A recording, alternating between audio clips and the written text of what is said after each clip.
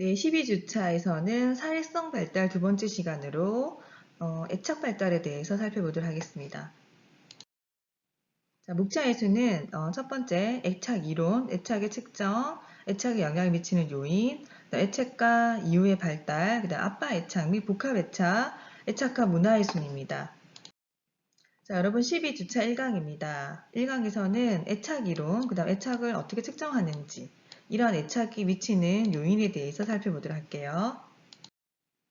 첫 번째 애착 이론입니다.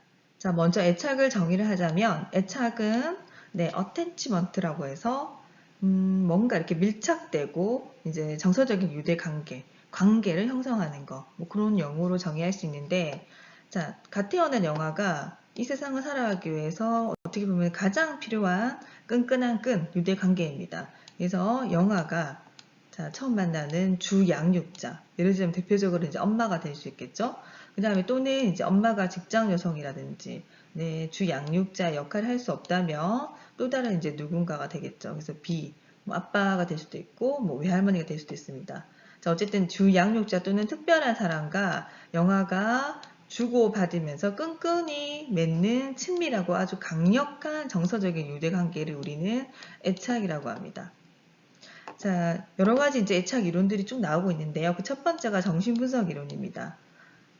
자, 프로이드가 주장을 하셨고, 프로이드는 애착을 굉장히 찬장 이론이라고 해서 주장을 하는데, 그 내용을 보시면, 양육자가, 영아의 이런 그 구순, 그쵸. 이 구강기적인 이 구순 욕구를 충족시키는 과정에서 영아와 주양육자 간의 애착이 형성된다.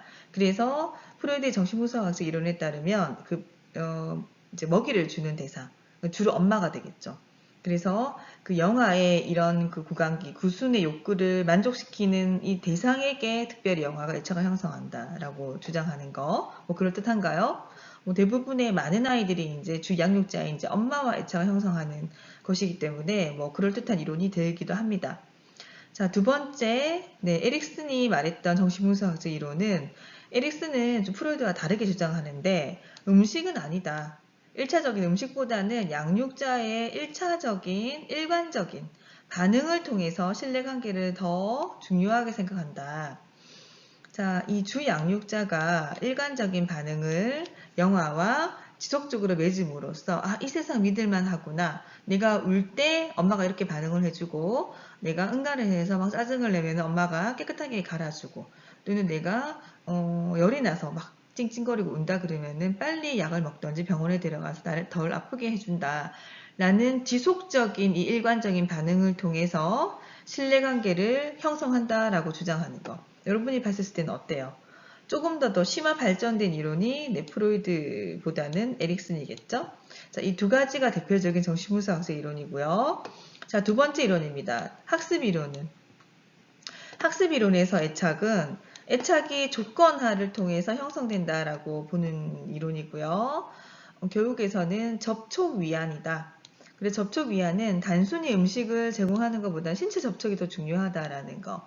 여러분 아마 영상 보셨을 겁니다. 그 영상에서 보면 그 원숭이가 먹이만 주는 그 모형, 그 어미와 보다는 뭔가 포근하고 그쵸? 부드럽게 느끼는 그 모형에게 더 많이 이렇게 붙어 있고 안기고 신체적인 접촉을 유도한다는 거죠.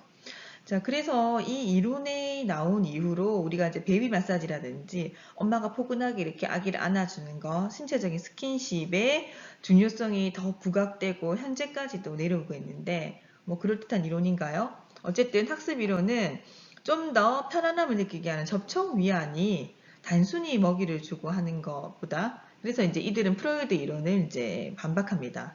신체적인 접촉이 애착을 강화시키는 데 더 중요한 조건이 된다라고 주장하는 이론이죠. 자, 다음 세 번째 애착 이론으로 인지 이론입니다.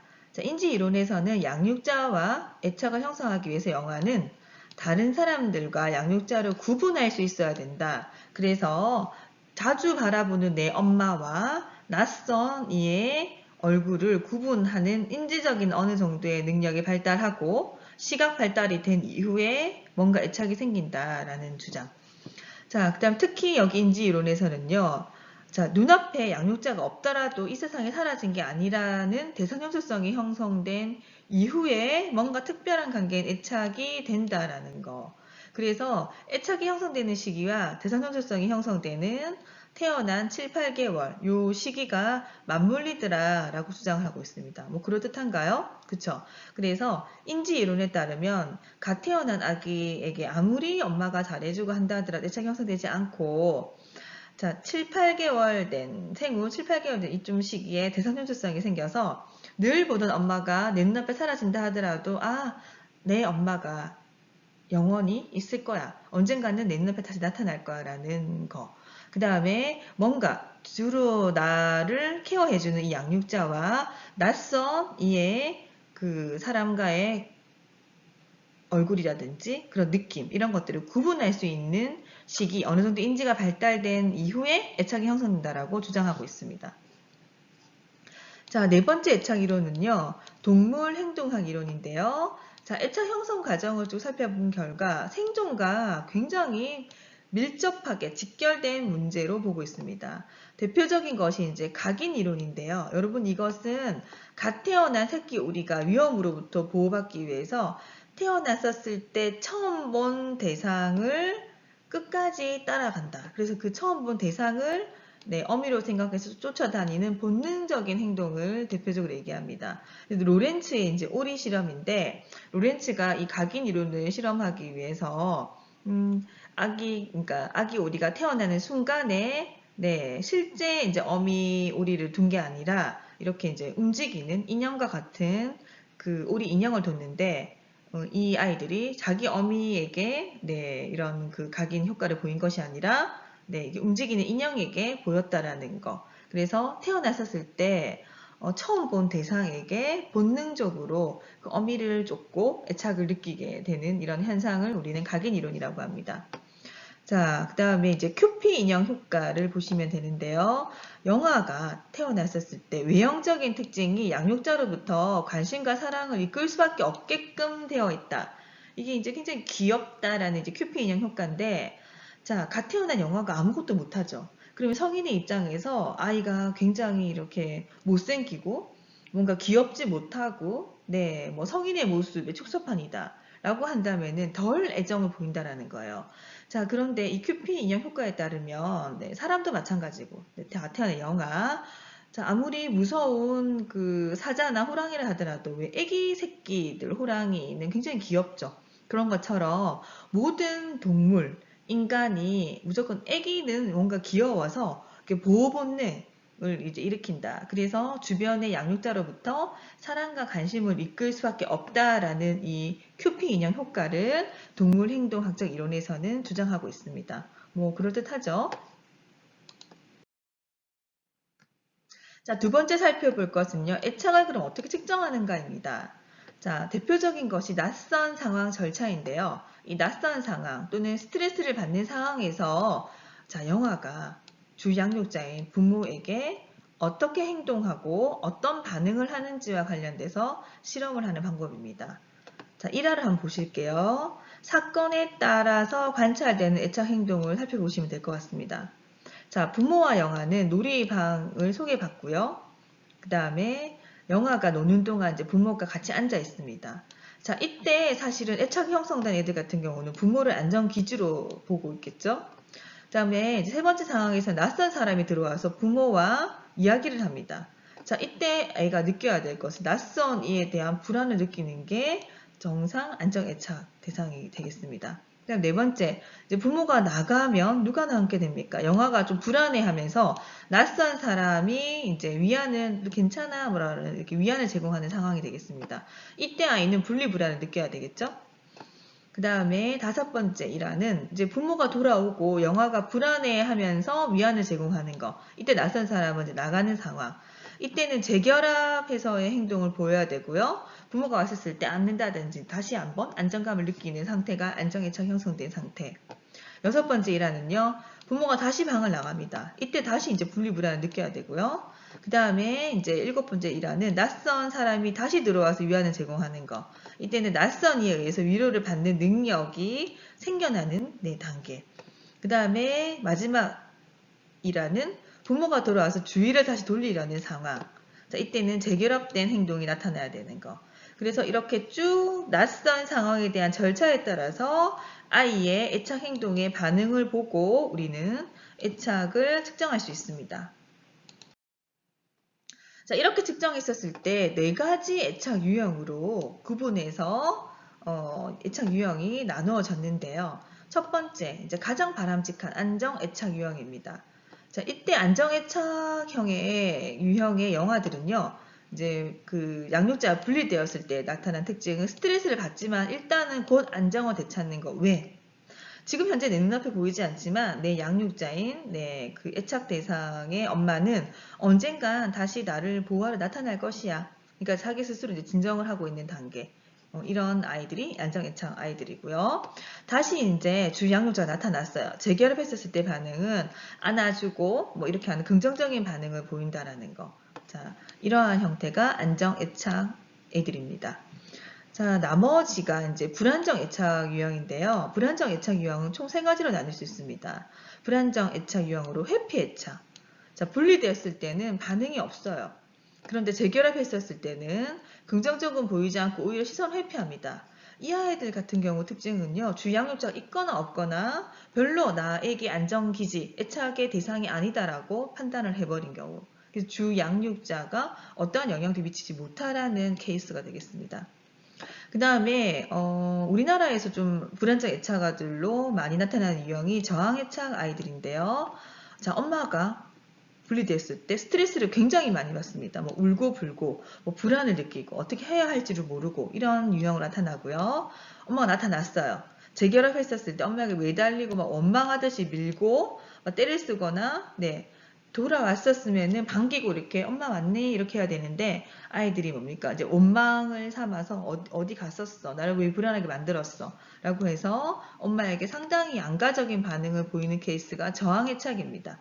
그러니까 엄마가 달래고 해도 울음을 그치지 않는 케이스. 자, 그 다음에 가장 심각한 게 바로 혼란애착인데요. 이 유형 같은 경우는 회피애착 플러스 저항애착이 복합적으로 일어나는 케이스입니다. 자, 분리됐을 때 가장 많은 스트레스를 받는 유형이고요. 엄마가 나타났을 때도 엄마에게 다가가고 싶지만 두려워 다가가지 않고 어떻게 할 바로 이렇게 분류되기가 상당히 힘든 케이스를 우리는 혼란애착으로 구분하고 있습니다.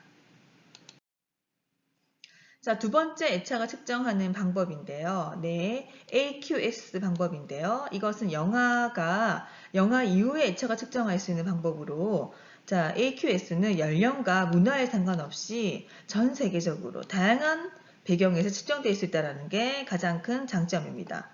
자, 이 방법은 양육자나 관찰자가 영유아, 아동의 행동을 관찰한 후에 문항을 작성을 하는 체크리스트이고요.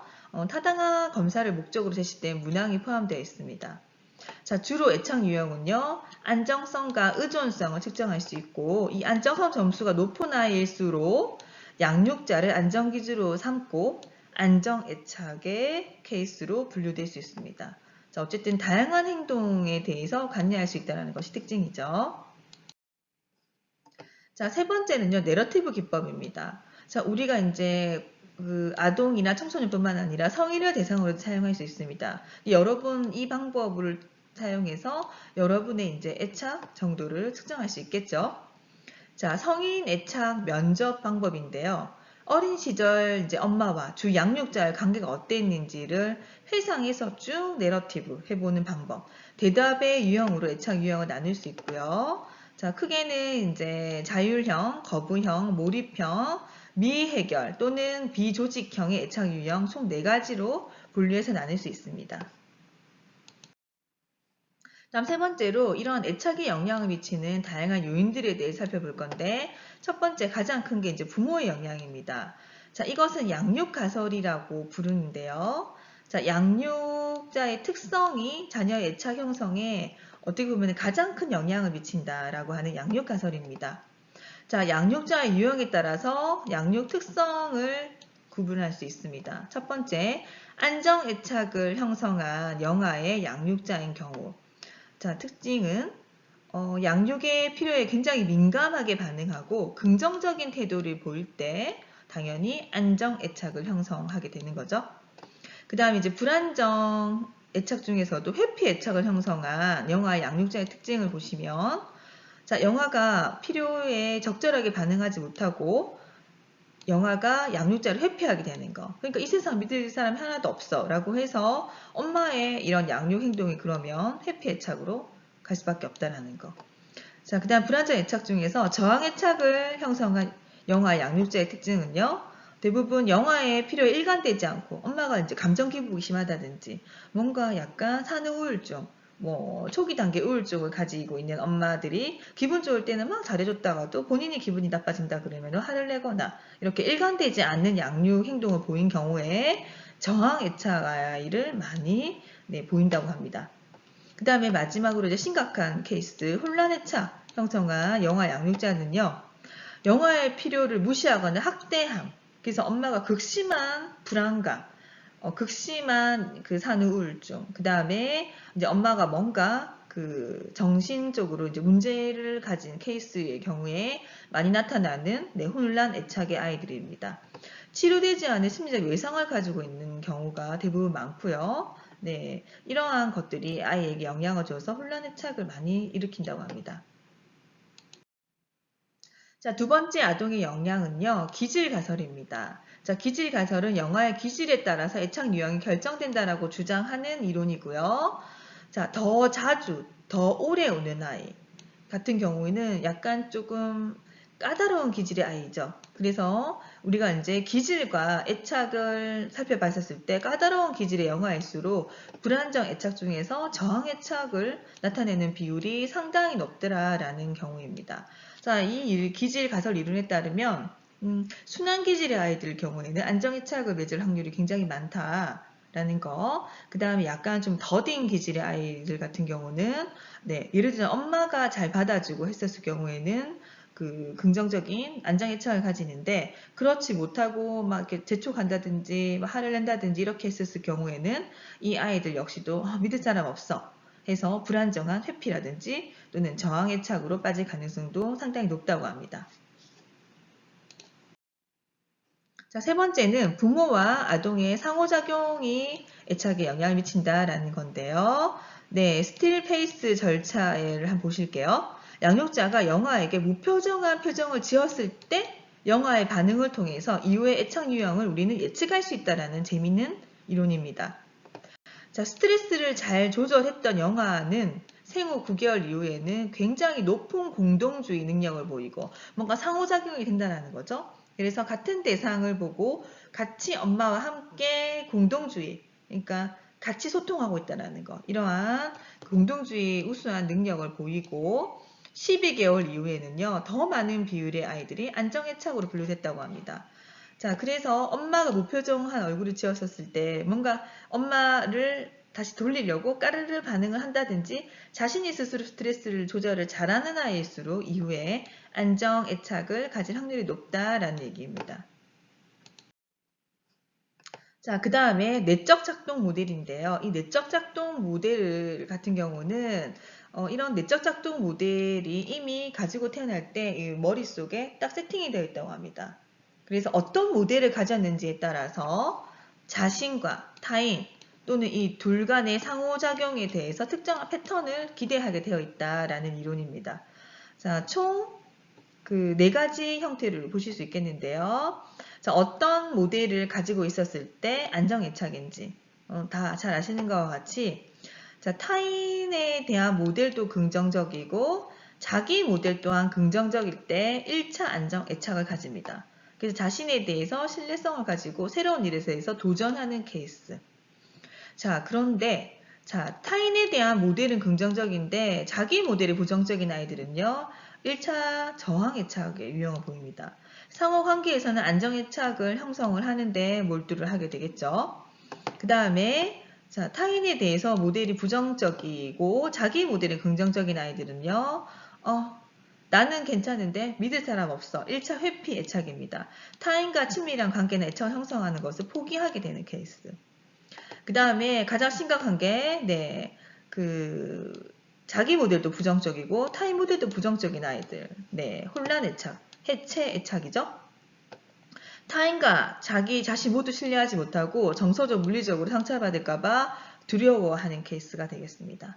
그래서 우리는 여기 타인 모델의 긍정적인 모델을 아이들에게 제공을 해야 되고요. 아이들이 자기 스스로 긍정적인 모델을 가질 수 있도록 하셔서 안정 애착 아이들을 많이 길러내셔야 될 것 같습니다.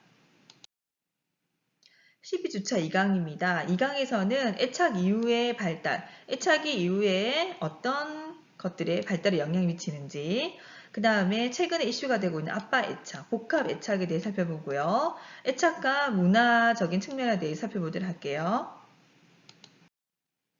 자, 애착과 이후의 발달입니다. 영아의 주변 환경이 이제 쉽게 변하지 않기 때문에 한번 결정된 이 애착 유형은 잘 변할까요? 변하지 않을까요? 네, 잘 변하지 않고 지속된다라는 것이 지금까지 많은 연구가들이 밝혀낸 일관된 연구 결과입니다. 그래서 초기 애착이 상당히 중요하다는 얘기를 다시 한번 강조하고 싶고요. 아동기 이런 애착 유형은 결국에는 성인기의 성격과 정서 발달을 예측한다. 그래서 이 아동기 애착이 안정 애착이면은 긍정적이고 바람직한 또는 긍정적인 정서를 가지고 있는데 그렇지 못한 경우에는요 굉장히 이제 부정적인 성격, 부정적인 이런 정서 발달을 초래할 수밖에 없다라는 얘기입니다. 안정 애착을 형성한 영아는 5살이 되었을 때 스트레스 상황을 잘 극복하고 이렇게 자아 탄력성, 회복력도 상당히 높고요. 그 다음에 이제 관계에서도 긍정적인 연인 관계나 또래 관계를 형성해서 건강한 정서 발달을 보이더라라는 얘기입니다. 자, 5번째는요, 이제 아빠 애착. 아빠 애착 같은 경우는 우리가 이제 애착이 주양육자이다 보니까 엄마와의 애착을 지금까지는 많이 이론가들이 설명하고 있는데 최근에 이슈가 되는 것이 14님도 연구 결과네요.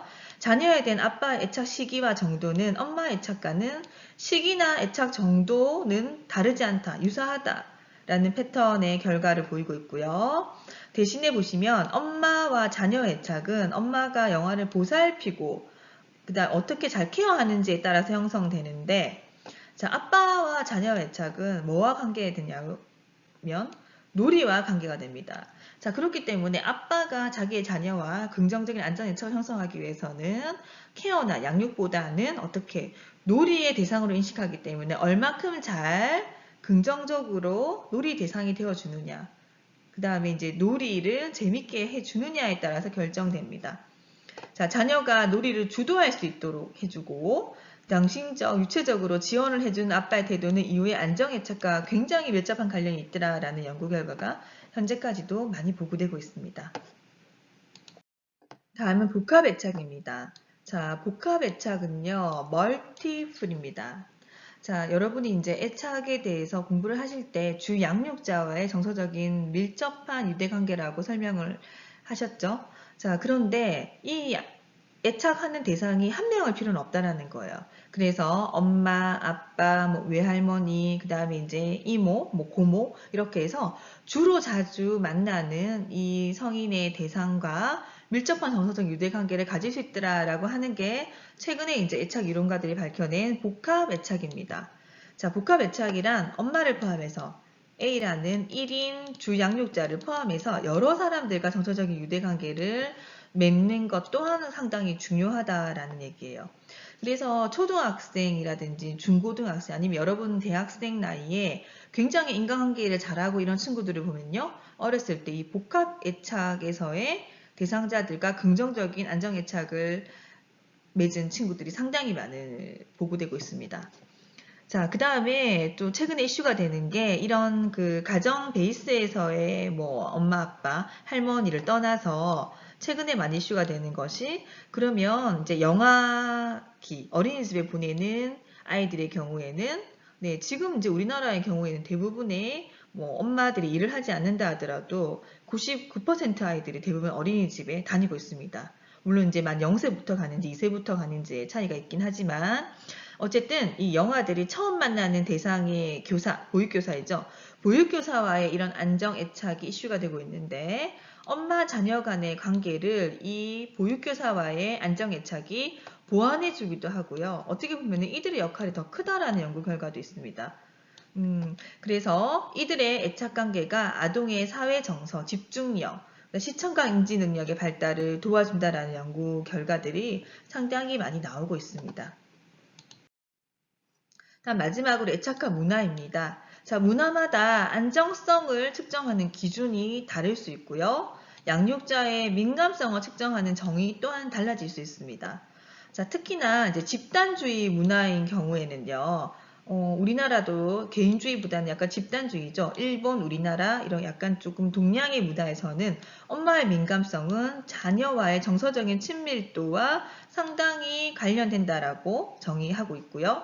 개인주의 문화권에서는 민감한 부모인 경우에는 자녀가 독립적으로 활동할 것을 격려하는 것에 초점을 맞추고 있습니다. 그래서 이제 각 나라마다 문화마다 이 민감성을 측정하는 그 기준이 좀 다르다라는 얘기. 자, 그 다음에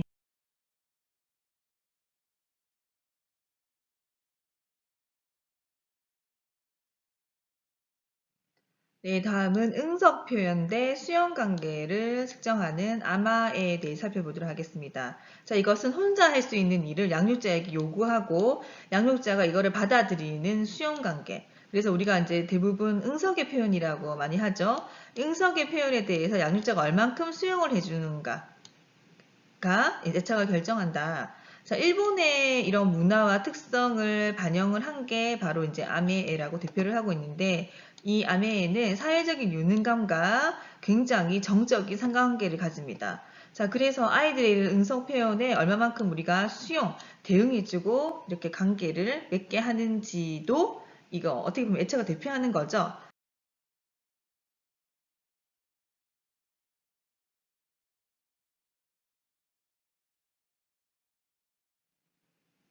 네, 12주차에서는 애착 발달에 대해서 살펴보셨습니다. 여러분 수고 많으셨고요. 과제를 소개를 하면 아기 성장 보고서 EBS 3부에 보면 애착, 행복한 아기를 만드는 조건 관련 영상이 있습니다. 교수님이 이제 카페에 업로딩 해놨는데요. 이 애착과 관련된 영상을 시청한 후에 자신이 느낀 점에 대해서 간단히 작성하시면 됩니다. 네, 수고 많으셨습니다.